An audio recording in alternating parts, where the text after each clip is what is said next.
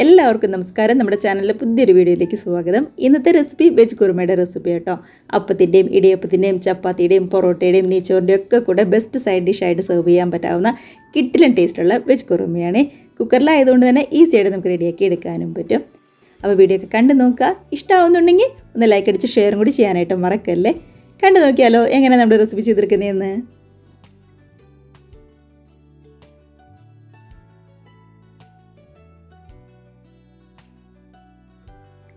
അപ്പോൾ നമ്മുടെ കുറുമ റെഡിയാക്കാനായിട്ട് ഞാനിവിടെ കുക്കറാട്ടോ എടുത്തിരിക്കുന്നത്. കുക്കറിനകത്തേക്ക് ചെറുതായിട്ട് കട്ട് ചെയ്ത് വെച്ചിരിക്കുന്ന 2 ഉരുളക്കിഴങ്ങാണ് ചേർത്ത് കൊടുക്കുന്നത്. മീഡിയം സൈസുള്ള ഉരുളക്കിഴങ്ങ് കേട്ടോ. ഇതേപോലെ ചെറുതായിട്ട് കട്ട് ചെയ്താൽ മതി, ഒരുപാടൊന്നും വലുതാക്കണ്ട. ഇതിനകത്തേക്ക് മീഡിയം സൈസുള്ള ഒരു ക്യാരറ്റ് ഇതേപോലെ തന്നെ കട്ട് ചെയ്തും കൂടി ചേർത്ത് കൊടുക്കുന്നുണ്ട്.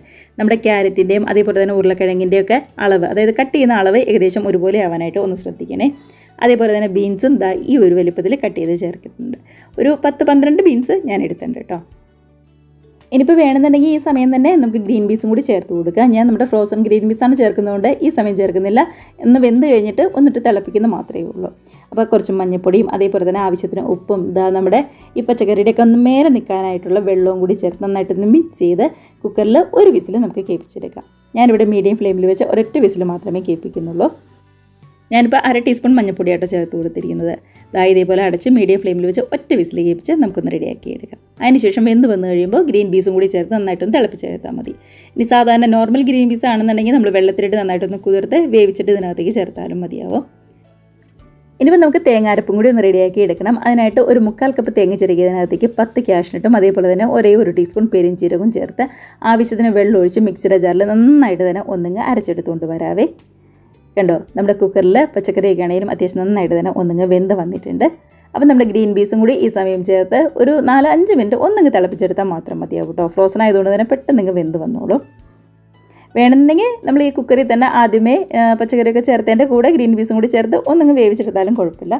അപ്പോൾ ഒരുപാട് അങ്ങോട്ട് വേവാതിരിക്കാൻ വേണ്ടിയിട്ടാണ് ഞാൻ ഇതേപോലെ സെപ്പറേറ്റ് ആയിട്ട് ചേർത്ത് കൊടുക്കുന്നത് കേട്ടോ. നന്നായിട്ട് തന്നെ ഒന്നിങ്ങ് തിളപ്പിച്ചെടുക്കാം നമുക്ക്. ഇനിയിപ്പോൾ കറി റെഡിയാക്കാനായിട്ട് തുടങ്ങാം. അതിനായിട്ട് അത്യാവശ്യം വലിപ്പമുള്ള ഒരു പാൻ എടുത്തിട്ടുണ്ട്. അതിനകത്തേക്ക് ഒരു 3 ടേബിൾ സ്പൂൺ വെളിച്ചെണ്ണയാട്ടോ ചേർത്ത് കൊടുക്കുന്നത്. വെളിച്ചെണ്ണ നന്നായിട്ട് ചൂടായി വരുമ്പോൾ ഇതേപോലെ ഗ്രാമ്പൂ, ഏലക്ക അതേപോലെ തന്നെ നമ്മുടെ പട്ടയും കൂടി ചേർത്ത് കൊടുക്കുന്നുണ്ട്, കറുകപ്പട്ട. ഇനിയിപ്പോൾ ഇതേപോലെ നന്നായിട്ട് തന്നെ ഒന്നിങ്ങ് ചൂടായിട്ട് വരുമ്പോൾ ഒരു 1/2 ടീസ്പൂൺ ഇഞ്ചിയും അതേപോലെ തന്നെ വെളുത്തുള്ളിയും ഇതേപോലെ പൊടിയായിട്ട് കട്ട് ചെയ്തും കൂടി ചേർത്ത് കൊടുക്കുക കേട്ടോ. ഇഞ്ചിയും വെളുത്തുള്ളിയും നന്നായിട്ട് ചതച്ചിട്ട് ചേർത്താലും മതിയാവും, കുഴപ്പമൊന്നുമില്ല. ഇതേപോലെ കട്ട് ചെയ്തിട്ട് വേണമെങ്കിൽ അങ്ങനെയും ചേർത്ത് കൊടുക്കാം. പതുക്കെ പച്ചമണമൊക്കെ ഒന്ന് മാറി വരുമ്പോൾ മീഡിയം സൈസിൽ ഒരു സവാള പൊടിയായിട്ട് കട്ട് ചെയ്തും കൂടി ചേർത്ത് കൊടുക്കുക കേട്ടോ.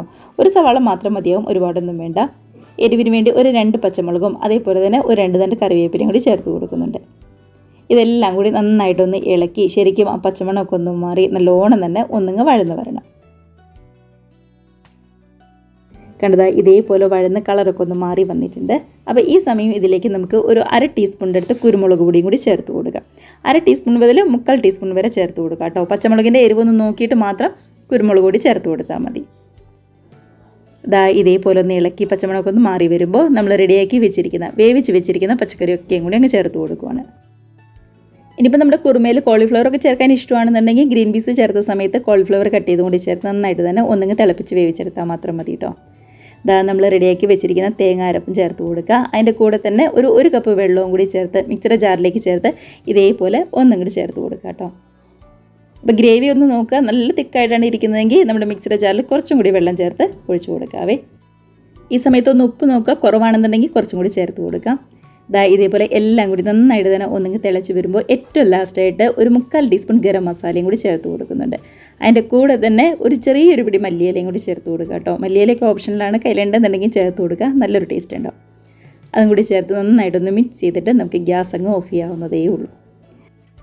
അപ്പോൾ ഇരിക്കും തോറും ഒന്നും കൂടി കുറുകി വരികയുള്ളൂ നമ്മുടെ ഈ കറി. നമ്മുടെ അപ്പത്തിൻ്റെയും ഇടിയപ്പത്തിൻ്റെയും അതേപോലെ തന്നെ പൊറോട്ടയുടെയോ നെയ്ച്ചോറിൻ്റെയോ ഒക്കെ സൈഡായിട്ട് സെർവ് ചെയ്യാൻ പറ്റാവുന്ന കിട്ടിലൻ ടേസ്റ്റുള്ള കുറുമ തന്നെയാണ്. ഉറപ്പായിട്ടും മിസ് ചെയ്യാതെ ട്രൈ ചെയ്ത് നോക്കണേ. കണ്ടോ, ഇതിപ്പോൾ വലിയ ചൂടൊന്ന് ആറി വന്നപ്പോഴേക്കും ഒന്നും കൂടി ഒന്ന് കുറുകി വന്നിട്ടില്ലേ. അപ്പോൾ ഇരിക്കും തോറും നന്നായിട്ട് കുറുകി വന്നോളും. ചെറു ചൂടോടുകൂടി നമുക്ക് കറി അങ്ങ് സെർവ് ചെയ്ത് കഴിക്കാവുന്നതേ ഉള്ളൂ. അപ്പോൾ വീഡിയോ ഒക്കെ എല്ലാവർക്കും ഇഷ്ടമായെന്ന് വിശ്വസിക്കുന്നു. ഇഷ്ടമായിട്ടുണ്ടെങ്കിൽ ഒന്ന് ലൈക്ക് അടിച്ച് ഷെയറും കൂടി ചെയ്യാനും അതേപോലെ തന്നെ ആദ്യമായിട്ട് നമ്മുടെ ചാനൽ ആരെങ്കിലും കാണുന്നവരുണ്ടെങ്കിൽ വീഡിയോ റെസിപ്പിക്ക് നിങ്ങൾക്ക് ഇഷ്ടമായിട്ടുണ്ടെങ്കിൽ നമ്മുടെ ചാനലും കൂടി ഒന്ന് സബ്സ്ക്രൈബ് ചെയ്യാനായിട്ട് മറക്കല്ലേ. അപ്പോൾ നമുക്ക് ഇതേപോലുള്ള പുതിയ വീഡിയോസൊക്കെ ആയിട്ട് വീണ്ടും കാണാം. അതുവരെ എല്ലാവരും നല്ല ഹാപ്പിയായിട്ട് ഹെൽത്തിയായിട്ട് സേഫായിട്ട് ഇരിക്കുക. ബൈ.